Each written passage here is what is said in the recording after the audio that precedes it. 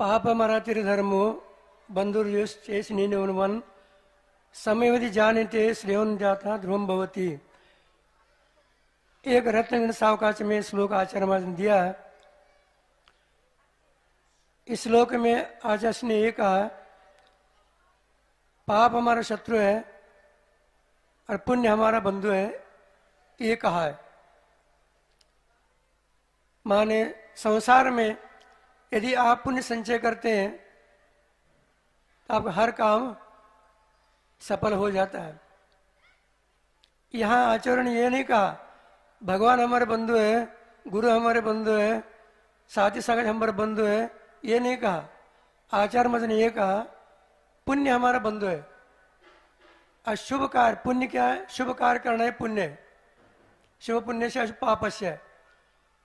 और वही धर्म है का, पुण्य के लिए धर्म का, शुभ कार्य करना ये जो भी धर्म है वो पुण्य है।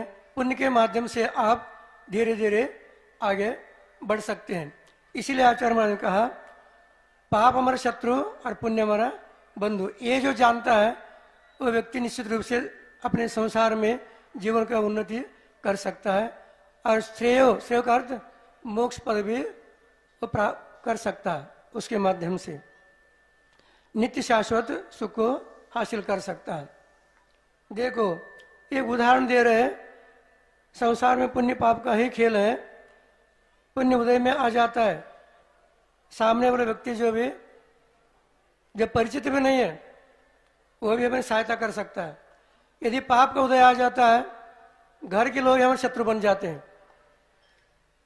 एक उदाहरण आप लोग कई बार सुना होगा, पढ़ा भी होगा, देखा भी होगा, टीवी पर भी देखा आप लोगों ने, शास्त्र भी पढ़ा है, चर्चा भी की है उसके बारे में। कौन सा? रामायण आप लोगों ने देखा, महाभारत भी देखा, टीवी पर भी देखा है ना। सुनने में आ रहे हैं ना, स्पष्ट सुनने में आ रहे क्या? नहीं आ रहे। रामायण आप लोगों ने दो बार देखा, शास्त्र भी पढ़ा, चर्चा भी की, कई बार वो आप लोगों ने उसके बारे में सुना। किसके बारे में? एक धोबी कहने से राम ने सीता को जंगल में छोड़ दिया। सुना है ना आप लोगों ने, ज्ञात आप लोगों को। सोचने की बात है, राम तो सामान्य व्यक्ति नहीं है, शला का पुरुष है, महापुरुष है, क्षायक समदृष्टि है, तद्भव मोक्षगामी है, मर्यादा पुरुष है, रघुनंदन कहलाते हैं, रघुकुल के तिलक है। अब सोच सकते आप लोग, एक धोबी कहने से शूद्र प्राणी, सामान्य व्यक्ति, उनकी क्या गिनती है समाज में, फिर भी उनके कहने से सीता को जंगल में छोड़ा। क्या राम ने अच्छा किया? आप लोग सोच सकते हैं राम ने क्या अच्छा काम किया? सोचने की बात है, सामान्य व्यक्ति भी समझ सकता है।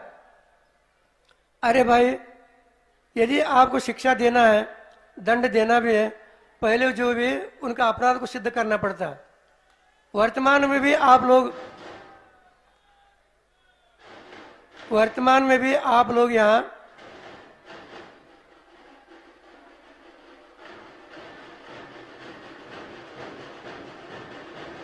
ओम ओम दिव्य घोष जरा बिल्कुल शांत कर दें। 10 बजे के बाद ही दिव्य घोष बजाइएगा। 10 बजे के बाद दिव्य घोष बंद कर दें जल्दी से। दिव्य घोष वाले भैया ध्यान दें जरा।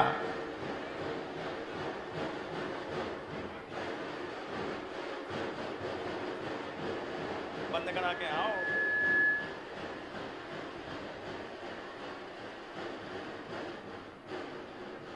दिव्य घोष जिनका बजना है कृपया ध्यान दें। 10 बजे के बाद ही, पड़गान के बाद सब कुछ करेंगे, अभी नहीं। यहाँ पर मुनिश्री के प्रवचन हो रहे हैं, आप लोग उनके माध्यम से थोड़ा डिस्टर्ब हो रहा है दूसरों को, इसलिए ध्यान रखेंगे उसका। बोले परम पूज्य मुनि श्री चंद्र प्रभु सागर जी महामुनि राज की जय। नमोस्तु भगवान, नमोस्तु भगवान, नमोस्तु। बीच बीच में इस प्रकार व्यवधान होता रहता है, यदि भी अपने पाप कर्म का उदय कारण होता है, क्योंकि भगवान की वाणी है, मुनियों के मुख से आप सुन रहे हैं, फिर भी सुनने में व्यवधान हो रहा है तो अपना कर्म समझना चाहिए।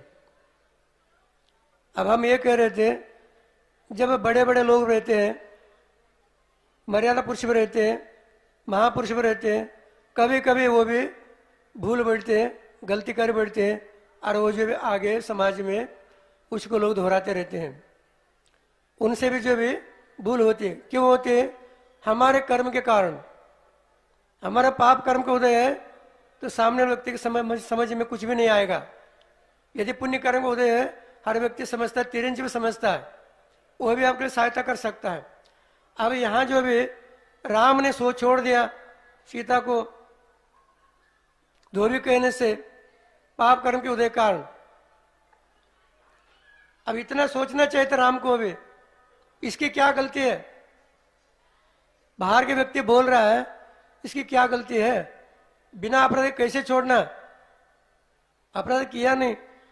वर्तमान में भी न्यायाधीश आदि वर्तमान में चलता रहता है कोर्ट में, वहां पर भी पहले अपराध सिद्ध किया जाता है, सिद्ध होने के बाद सजा सुनाया जाता है, फिर उनको बताया जाता है आपको ये सजा दी जा रही। ये न्याय है। यहाँ कुछ अपराध सिद्ध भी नहीं हुआ, बिना जो भी अपराध किए अपने दंड दे रहे, जंगल में छोड़ रहे। किसके सामने छोड़ रहे? क्या समाज के सामने? किसी के सामने नहीं। क्या घर के लोगों को मालूम है? किसी को मालूम नहीं। जिसको सजा दे रहे उसको बताया, उसको भी बताया नहीं। केवल 3 लोगों को मालूम है, एक राम, लक्ष्मण, छोड़ने वाला सेनापति कृतांतवक्र, 3 को मालूम है। ये कौन सा न्याय है? कौन से न्यायालय में इस प्रकार न्याय दिया था पूर्व में? कौन से शास्त्र, न्याय शास्त्र में न्याय? आप कौन सा दे रहे न्याय? इतना भी सोच सकते थे। राम के मन में नहीं आ रहा, राम के ध्यान में नहीं आ रहा। क्यों नहीं आ रहा? सामने उनका पाप कर्म का उदय, इसलिए उनके मन में नहीं आ रहा। उसी प्रकार हम लोगों का भी पाप कर्म का उदय, सामने उनके मन में हमारे प्रति दया भाव, करुणा भाव, अनुकंपा कुछ भी नहीं आएगा। हमदर्दी नहीं होगी, प्रेम नहीं करेगा, वो आपके प्रति द्वेष करेगा, आपके प्रति जो भी विरोध करेगा आपका। क्यों हो रहा है? मेरे कर्म के कारण। बाहर हम नाम रखते हैं, बाहर लोगों को नाम रखना नहीं, अपने कर्म के उदय से ही हो रहा है। ये उदाहरण सामने आप लोगों का। अब वहां जो निमित्त क्या है, इसको दोहरा लग गया, क्षेत्र का जो भी तीर्थ क्षेत्र का दर्शन करना है, तो साथ कुछ को बोल सकते थे, नहीं कोई नहीं जाएगा, वो अकेले जाएगी। वो भी कहते ठीक है, हम अकेले दर्शन करके आएंगे। सिद्धांत तो उसका है, लेकिन पाप कर्म उदय के बाद कैसे होता है देखो। यहां कृतांत के लिए बोल दिया राम ने, कृतांत होकर दर्शन करवाओ, आते समय सीरट अटवी में इसको छोड़ कर आओ। सेनापति नीचे से ऊपर तो हिल गया, ये कौन सा पाप किया था मैंने, ये आपत्ति मेरे ऊपर आ गया। क्योंकि शीलवती है, इतना नहीं, एक स्त्री है, उतना नहीं, गर्भवती है, और इसको जो भी वो भयानक जंगल में छोड़कर आना, इसका जीवन निर्वाह कैसे होगा, बचे कैसे? और मेरे हाथ से हो रहा है। मैं पुरुष हूं, क्षत्रिय हूं, सेनापति हूं, शूरवीर हूं, मेरे द्वारा हो रहे। क्योंकि क्षत्रिय शूरवीर स्त्री के ऊपर हाथ उठाते नहीं, अन्याय करते नहीं, ऐसा गलत काम करते नहीं, वो मेरे ऊपर आ रहा है। और मुझे आदेश है, किसका आदेश है? स्वामी का आदेश है, राजा का आदेश है। राम 3 खंड का अधिपति है, राजा है, राजा राम, उनका आदेश है, छोड़ना पड़ रहा है। जी कहते हो, जैसे हो आदेश पालना करना मुझे, ठीक है। उसको ले गए, सभी क्षेत्र दर्शन करते हुए जब जंगल में आ गए, सिर अटवी में, वह रथ रोक लिया। रोकने के बाद नीचे उतर गया। सीता पूछती है, हे कृतांतवक्र, ये भयानक जंगल में क्यों रोका? रथ रुक क्यों गया? नीचे क्यों उतर गए? अब मैं क्या बताऊं, क्यों मेरा कंठ अवरुद्ध हो रहा है, मुझे दुख हो रहा है। कहा का दुख कहते हो? आप तो क्षत्रिय हो, सेनापति हो, पुरुष हो, तुम्हें कहा का दुख है? मैं कैसे बताऊं कहते हो? बता तो सही है कौन सा दुख है, क्योंकि सुना है दूसरों को दुख बताने से कम होता है। बताओ कहते हो? उन्होंने कहा, हे देवी कहते हो, लोक अपवाद के कारण रामचंद्र जी ने आपको छोड़ दिया।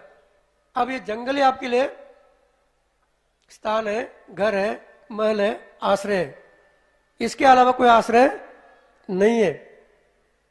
अब सोच सकते हैं उस समय उस जंगल में सीता के ऊपर क्या गुजरी होगी। वज्रपात हो गया होगा, सन्न रह गए वो कहते हो कृतांत होकर, एक बार मुझे राम से मिला दो, मैं क्षमा याचना करती हूं जो हो गए इस तक, एक बार। हे देवी कहती हो, अभी अयोध्या बहुत दूर रहेगा, सैकड़ों किलोमीटर, मुझे आदेश है, अब मैं कैसे मिलन कर सकता हूं, कैसे ले जा सकता हूं? अब कुछ बोले नहीं हो, इस प्रकार है तो क्या करना? रथ से नीचे उतर गए हो, खड़े हो गए। कृतांतों के सेनापति पूछ रहे, देवी कहते हो रामचंद्र जी पूछेगा, सीता कुछ कह रहे थे तो मैं क्या बताऊं? सुन रहे क्या ना आप लोग, क्या स्थिति है? तब सीता कहते हैं, इस अवस्था में मैं क्या बताऊं? फिर भी कृतांतों के चक्रवर्ती सेनापति कहते हैं, कुछ ना कुछ आप बोलो, क्योंकि मुझे भी तसल्ली तो उनको भी तसल्ली होगी। तसल्ली की बात कर रहे वहां, जंगल में छोड़ने के लिए गए, छोड़ रहे हैं, और ये पुरुष होकर के स्थिति है। यदि आप छोड़ना ही था रामचंद्र जी को, उसके साथ संबंध तोड़ना ही था, उनके माता पिता घर में छोड़ सकते थे, राजा जन के पास छोड़ सकते नहीं सकते थे? छोड़ सकते थे। यदि छोड़ना ही था, किसी आर्का के पास, साधु के पास छोड़ देते, आर्का दीक्षा लेकर के वो अपने कल्याण कर लेते, वहां भी नहीं छोड़ा। जंगल में छोड़ने से आपको क्या मिलेगा? वो मर जाएंगे, क्या मिलेगा आपको? तुम राजा हो, मर्यादा पुरुष हो, ये कौन सा मर्यादा है आपका? कौन सा मर्यादा है? बड़े बड़े पुरुष भी कभी कभी जो भी कर्म के उदय में भूल जाते हैं, गलती कर बैठते हैं। मर्यादा बस कहा, लेकिन राम भी या गलती कर बैठे, वहां छोड़ दिया। सीता कहती है, कोई बात नहीं, यदि आप पूछ रहे हैं तो बता रहे हो, सुनो कहते हो।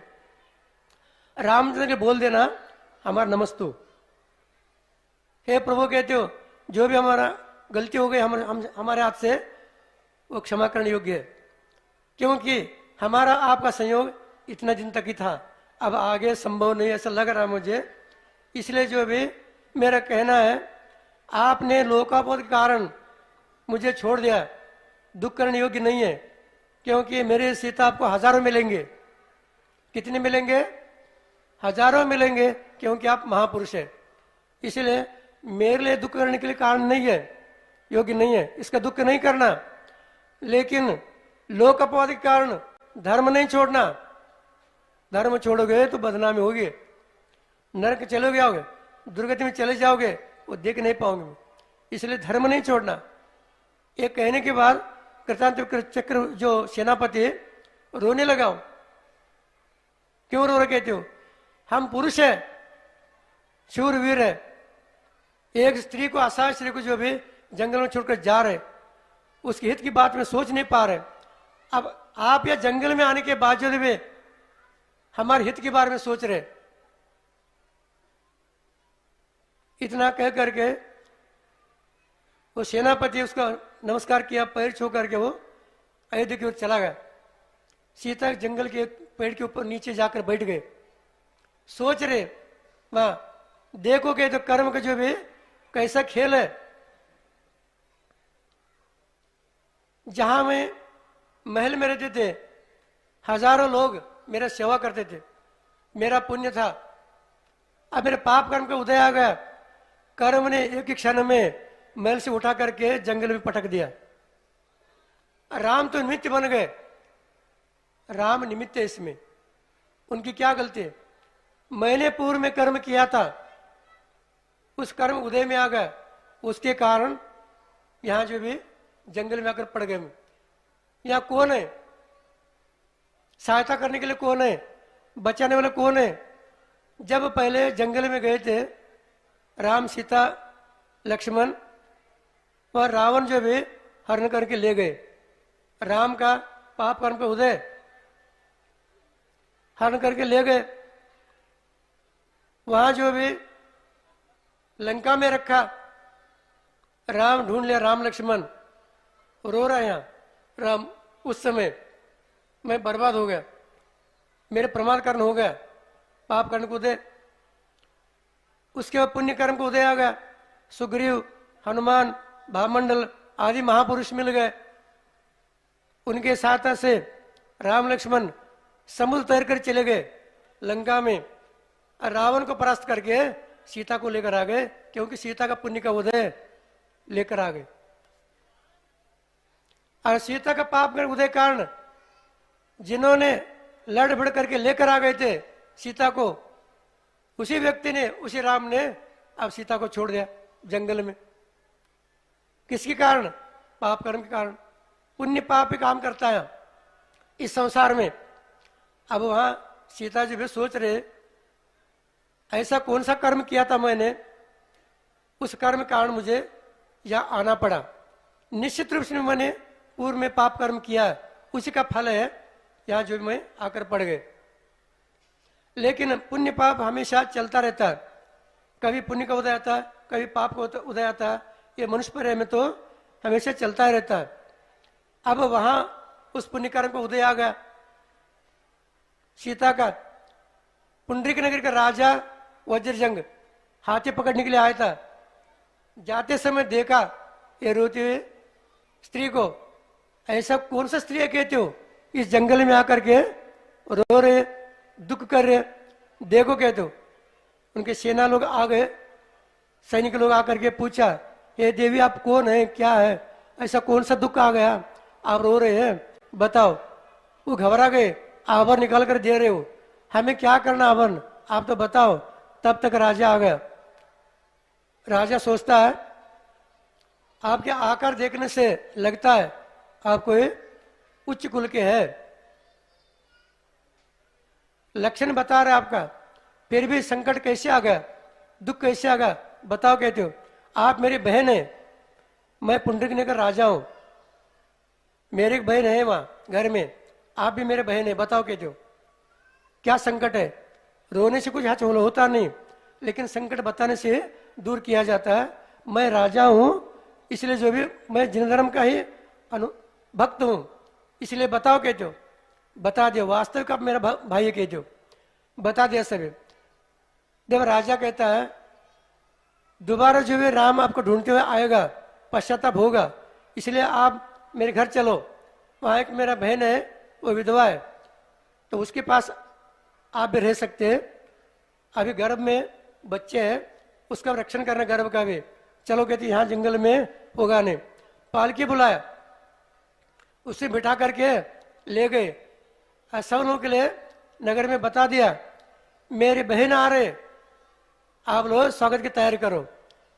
अयोध्या जैसे जो भी सजाया गया पुंडरीक नगर, और धूमधाम से वहां सीता का जो प्रवेश होगा।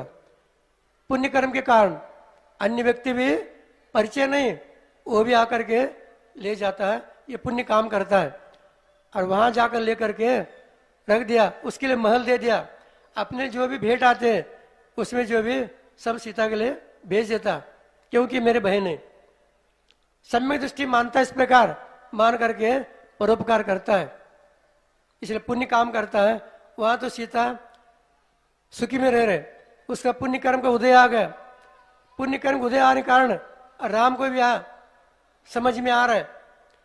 कृतांतवक्र सेनापति जा करके दर्शन किया, हे प्रभु मैंने आपका आज्ञा का पालन किया। राम कहता है, क्या कहता है, हे कृतांतवक्र सचमुच आपने छोड़कर आ गए, ये पूछ रहा है।